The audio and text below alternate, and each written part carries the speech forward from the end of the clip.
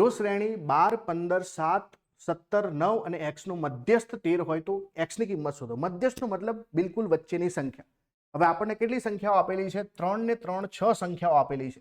અને જ્યારે પણ સંખ્યાઓ 6 હોય એનો મતલબ કે વચ્ચેની જે બે સંખ્યાઓ છે આ વચ્ચેનો સરવાળો ભાગ્યા 2 એ તમારો મધ્યસ્થ બને. હવે આ જે આપેલી સંખ્યાઓ છે એને આપણે પહેલા ગોઠવી લઈએ.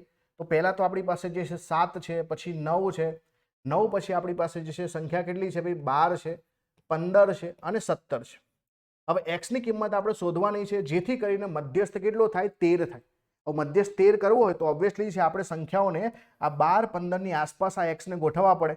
તો માનો કે હું 12 અને એક્સની સાથે ગણતરી કરું તો આ બેનો જે છે તફાવત અને સરવાળો ભાગ્યા 2 કરીએ અને આપણે 13 જે છે મધ્યસ્થ કરીએ તો આની કિંમત આપણને મળી શકે. તો આ 13 નું 26 થઈ જશે. તો 12 + x બરાબર 26. તો x બરાબર જે છે આપણને શું મળશે? 14 મળશે. તમે x ને જે છે બીજી કોઈ જગ્યા પર મૂક્યો તો જે છે અહીંયા તમારો કોઈ પણ જગ્યાએ મધ્યસ્થ 13 ના થાય. એને તમારે વચ્ચે જ કોઈ જગ્યાએ સેટ કરવો પડે.